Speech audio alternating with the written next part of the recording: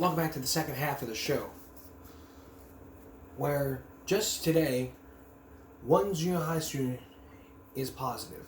Only one, which is good. We're halfway towards the end of April.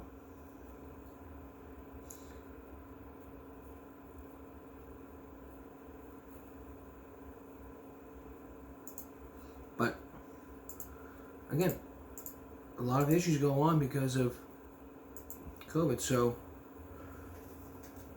that's just only one case we're dealing with. One junior high student. Good job, Flower Bluff ISD. You're doing great. Now, is there any latest from Oxford? Well, ABC 12 News just posted an article 8 hours ago that says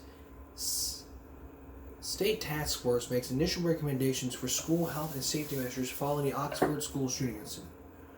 This is from ABC 12 News. Tackling student health and safety. A bipartisan group of state lawmakers have recently issued some recommendations to make schools a safer in the state. Recommendations came from the bipartisan House School Safety Task Force following the tragic Oxford High School shooting last fall that claimed the lives of 4 students.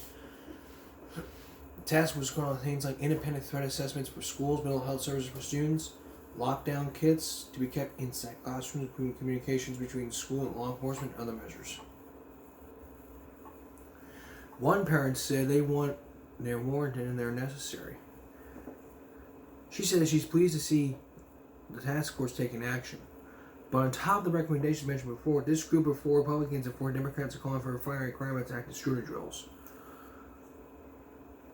But Foreman says what lawmakers are trying to do is certainly great, but it's just one part of the potential solution. She says it's going to take collaboration and communication with students, parents, teachers, law enforcement, and others to make our schools a safer place.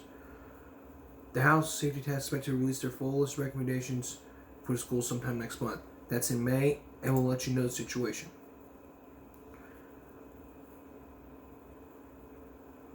Now, what about Ethan Crumley?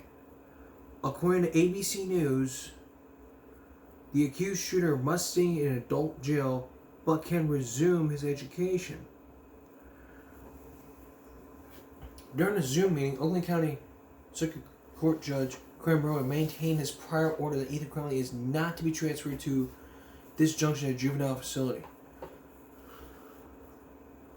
Crumley's lawyer informed that Rowe has a psychiatric evaluation from the teenager has been completed and that a written report of the results is expected to be available in 45 days. The lawyer said in January they plan to amount an insanity defense.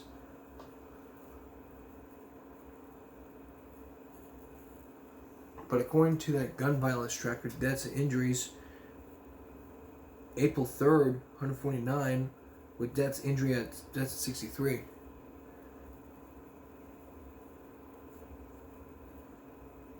But the court-appointed guardian raised concerns Thursday over prosecutors keen to stay in court filings and the responsibility of defense parents to provide him an education. The parents are both jailed on charges stemming from the mass shooting the son allegedly committed at Oxford High. 6 other students and a teacher were injured in the shooting. The Kelly signed a Michigan statute told Rowe it's important to keep the perspective. But McKinley said she received an email Tuesday from a senior assistant at the Corporation for Counsel for Oakland County notifying Crumley of the educational programs available to him in jail. It's like, let me tell you something. If you're in jail, you're in jail. You don't have rights. You can't continue. You can't get your education. If you're expelled, you're expelled. Crumley's thinking about what path he wants to proceed with. She said one opinion is through cyber school and the other is through a program offered by the Michigan Department of Labor and Economic Activity. Crumley could study for his high school equivalency exam or just GED with a laptop computer provided by the jail. Once he achieved either high school equivalency diploma or GED, he will continue that program to be able to for college. Parents can provide education. Imagine that. Johnson told ABC News. Judge Brown sent Crumley's next hearing for April 21st. That's in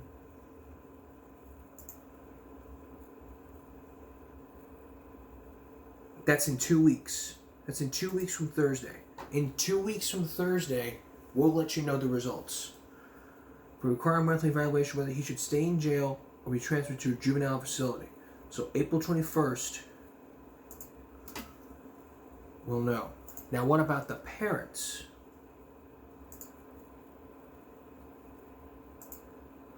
The judge expresses great concern of a mistrial.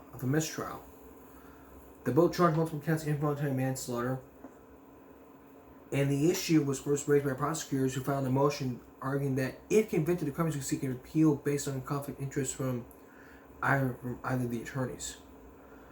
She scheduled the next court hearing for April 5th, which was 2 days ago, and she told the company she would ask them for written waivers. They decided to keep their attorneys.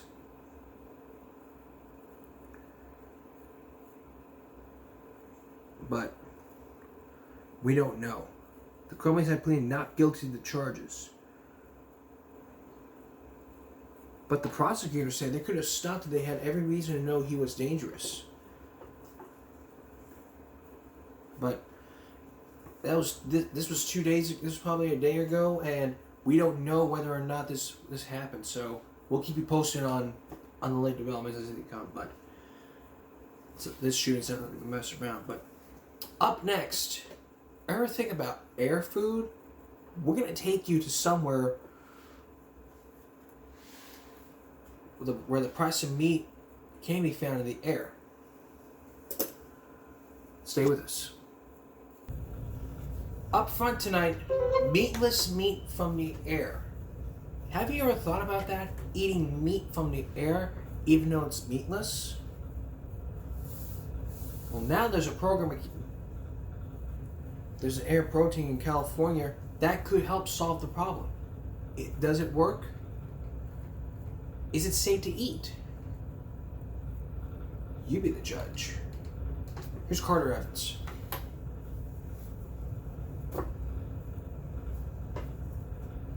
New United Nations report on climate change warns the world has only 3 years to act in order to avoid an irreversible catastrophe. Meanwhile, a California startup is doing its part to cut down on greenhouse gas emissions by creating a new kind of alternative meat. CBS's Carter Evans reports as part of our new series, American Innovation. Today we're going to be making a little air protein chicken korma. It's a classic Indian dish with a twist. It looks like regular chicken the way it cooks. You know, it gets that little crust on the outside there. That's the beauty of it. Physicist Lisa Dyson is the founder and CEO of Air Protein, and CBS News is getting an exclusive look at a product she says has the taste and texture of meat, but does not come from animals. It's created using a fermentation process similar to making yogurt, but instead of using microbes that consume milk and sugar, Air Protein uses microbes that eat oxygen, nitrogen, and carbon dioxide. How does it work? You start off with cultures, then you feed it elements of the air, and it grows and grows and grows, just like that yogurt culture. You dry that and you get to a protein-rich flour. And that can be processed to mimic chicken, seafood, and beef. We can grow enough material to make a steak in a matter of hours. The concept for Air Protein came from NASA in the 60s as a way to recycle the CO2 astronauts exhale and turn it into food. Dyson developed the technology to help fight climate change. The food industry today produces more greenhouse gases than the entire transportation sector. What's going to happen when we have 10 billion people? Bon appetit. Really good. For now, we'll have to take Dyson's word for it. She says only a small circle of people, including investors, have tried it. When are we going to get to the point where outsiders like me can try it? Very soon. Not yet, but very soon. 3 years. So air chicken is still in the beginning phase of the USDA approval process. It could start hitting store shelves sometime next year, when ultimately consumers will decide if it indeed tastes like chicken. Nora? Oh, all right. Well, let's hope it tastes like bacon. Carter, thank you. If it does taste like bacon, air bacon could happen. We probably won't know, so we gotta wait. We gotta wait a while. Now for an update on the Will Smith slap. As you may have heard, if you watched the Oscars weeks ago, you may have heard that Will Smith smacked Chris Rock. After that, there have been spoofs. Like, you know, Will Smith played Oscar in Shark Tale, and Chris Rock played Marty in Madagascar's 1 through 3. Well, one of those things was a parody. And then, you ever heard of Bully McGuire from Spider-Man 3? This was a parody from Spider-Man 3. So, Will Smith smacked Bully McGuire. After that, this was all over. But ain't nothing funny. These parodies made a lot of views on YouTube. I can't even play you some of them because really I'm not going to get involved. I'll tell you something. This was a case of when. This is a case to where he was talking to. Rock was talking about his mother. I mean, not his mother, his wife, sorry.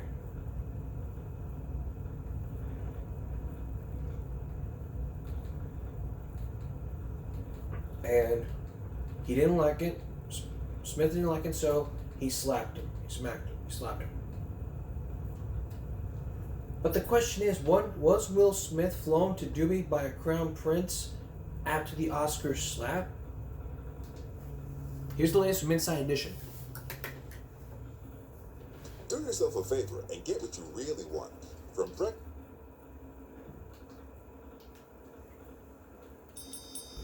Will Smith laying low in Dubai?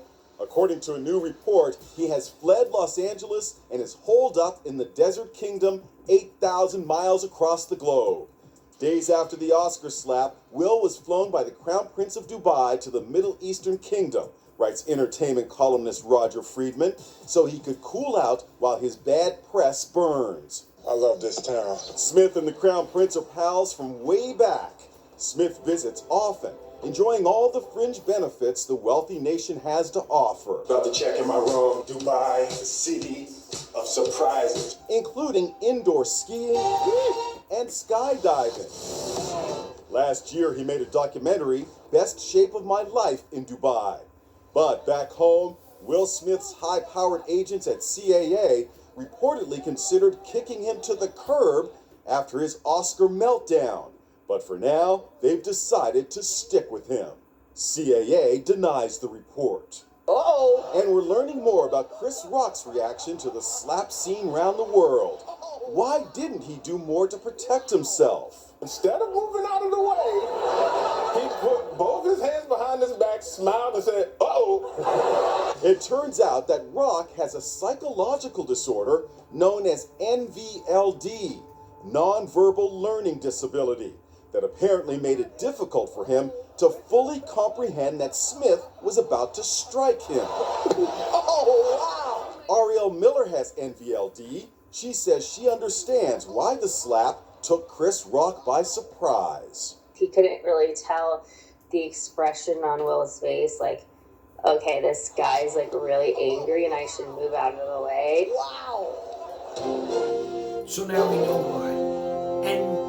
And really, you have no right hitting a person with a disability, especially an autistic person. Unacceptable behavior.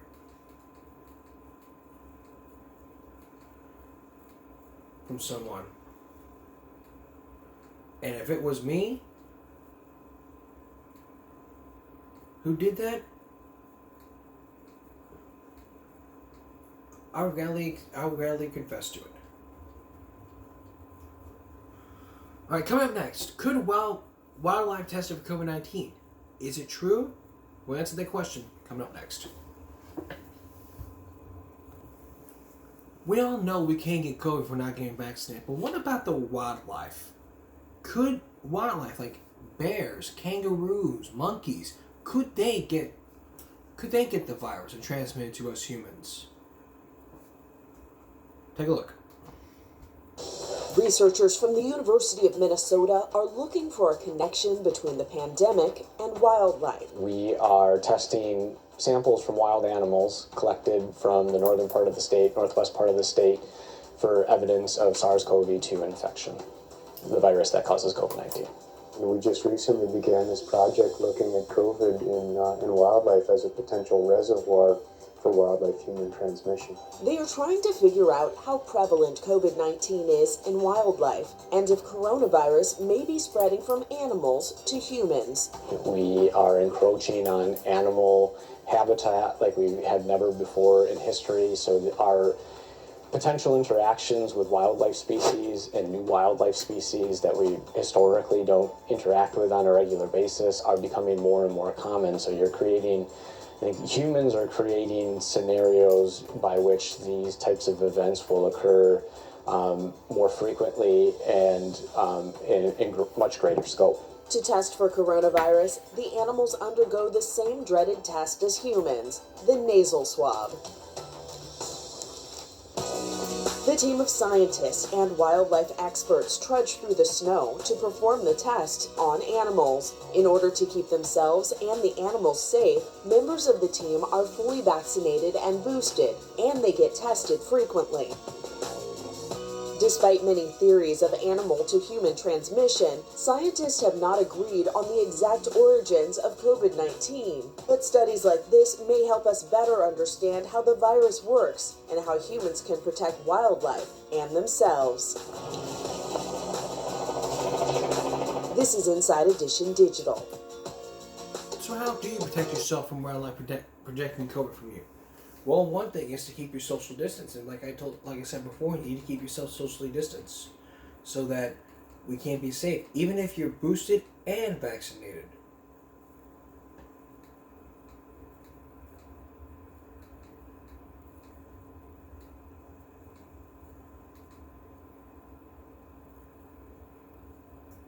Now, one more update about the slap. Just 7 days ago, after the slap, somebody has already painted a mural of that slap.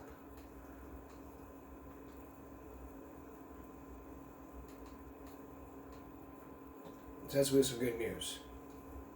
Alright, now on to Shrinkflation.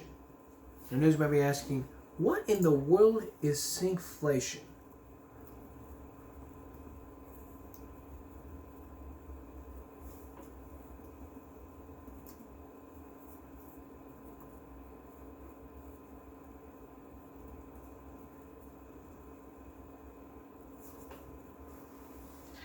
Mike, it's not on Google, but let's take a look.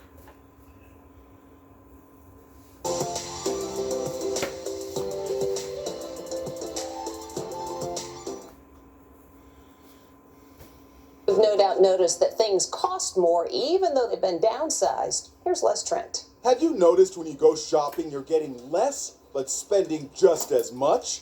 It's called shrinkflation. So here's the scoop. Inflation is at a record high, and so are post-pandemic supply shortages. So to keep profit margins up, some manufacturers are giving you a little bit less, but charging you the same amount. And that's shrinkflation.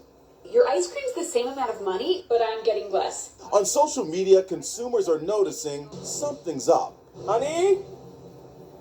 Does this box of cereal look smaller to you? Yeah, the same thing happened to the shampoo, toilet paper, butter. All of them are smaller packages. A lot of consumers like their favorite product, but they don't want to pay 50 cents or $1 more for it, so the manufacturers shrink the product instead. Consumer shopping expert Trey Bodge says another trick companies do is shrink the weight. These are pictures that consumers have posted, so they've noticed that the net weight has gone down significantly, 17.2 down to 14.6, and the price remains the same. This is a classic example of shrinkflation.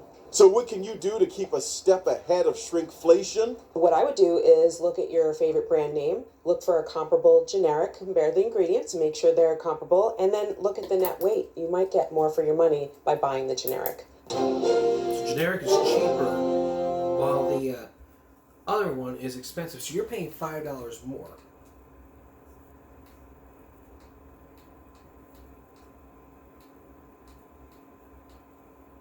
I guess that's the point of shrinkflation.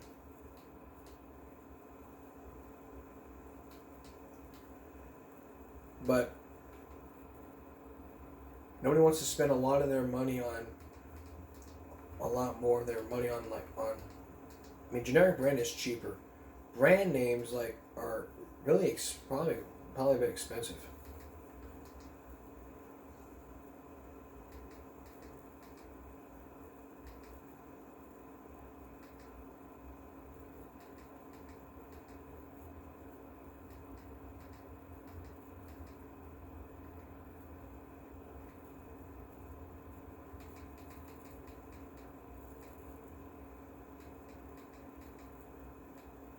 But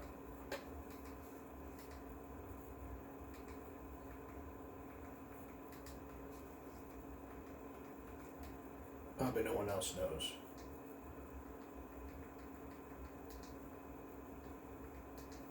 And for me, when I go to Walmart, I look for cheaper stuff. And I play video games. Again, I look at the cheapest stuff.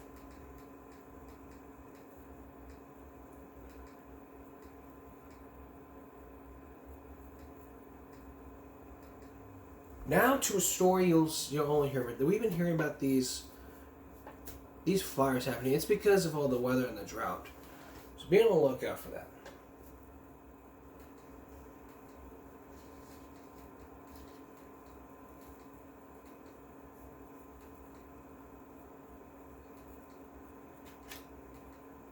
So just be on the lookout for what goes on here.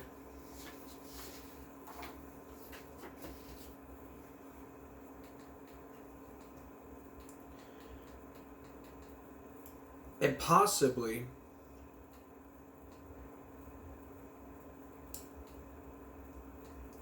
trying to get caught in the fire. Now, as you know, on the first half we dealt with the school threat, but has there been any other school threats today besides the one we talked about today and the one we showed you from 2 years ago? You bet there is. Just 13 hours ago, 2 juveniles were arrested after separate threats to Kernville schools. Threats reported to 2 schools, Tivy and Hal Peterson. They arrested 2 juveniles accused of threatening violence in separate incidents, the department announced in the news released on Tuesday. The first incident occurred at Tivy High School on Thursday. The suspect in that case was charged with terroristic threat and false alarm. The second incident came Monday at Hal Peterson Middle School. The suspect was charged with terroristic threat. Neither suspect is named because both of them are juveniles. Cleveland police said both threats were not visible.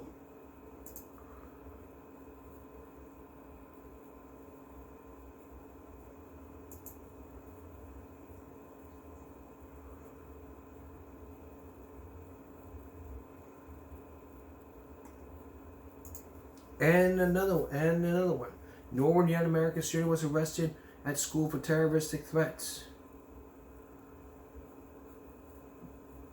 It was reported with no staff. Thank you for your assistance. Like I said before, if you post a threat fake or real, and you're going to be out of school, you're going to be charged with terroristic threats. And that's a felony. That's a felony right there if you were to be charged for those threats. If you're convicted, you could spend years in juvie or could be charged as an adult. No one knows the system.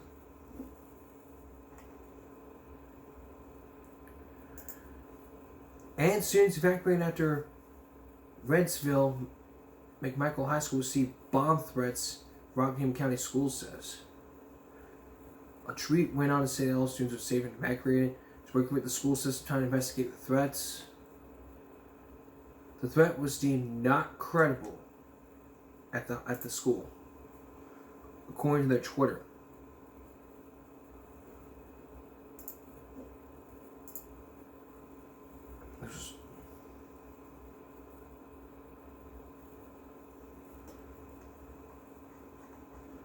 And there was also one from NBC News. FBI arrests Massachusetts school superintendent accused of texting 99 threats about a police chief candidate. The superintendent of schools, Len Clark, was charged with making false statements to the FBI as they investigated the messages. Now, this time it's not a student. It's the superintendent of the Massachusetts schools. He was arrested on Wednesday in connection with the investigation into messages sent to a local candidate for the police chief. The superintendent of schools, Lynn Clark, was accused of sending 99 text messages to intimidate an applicant into withdrawing the top police job, according to the U.S. Attorney from Massachusetts. Clark appeared in federal court on Wednesday on a charge of making false statements to federal investigators. Her attorney did not immediately respond for a request to comment. It was referred to the FBI in December after the candidate, who was not identified, withdrew the application with the police chief.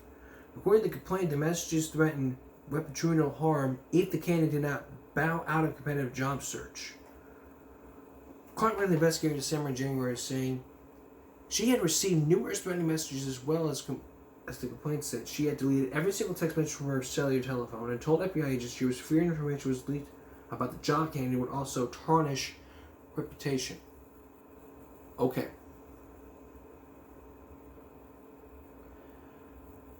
What's wrong with you? As a superintendent, you violated that trust.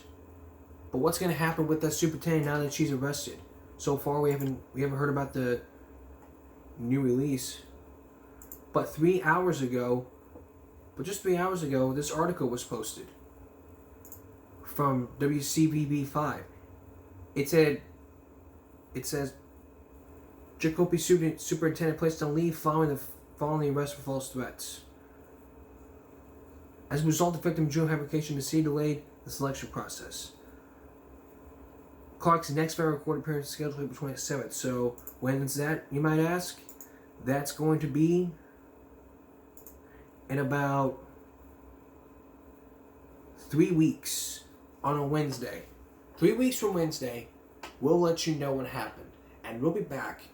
And I'll be back in a moment. Finally tonight, if you're driving a golf cart on North Padre Island, you need to have license plates. Golf cart license plates are becoming mandatory on North Padre Island, according to the CCPD. So make sure you have your license plates ready.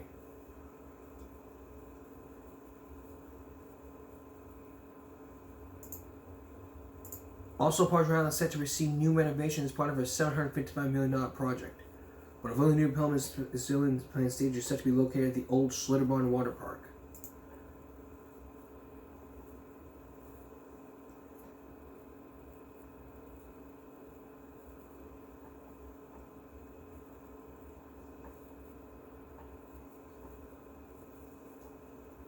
So,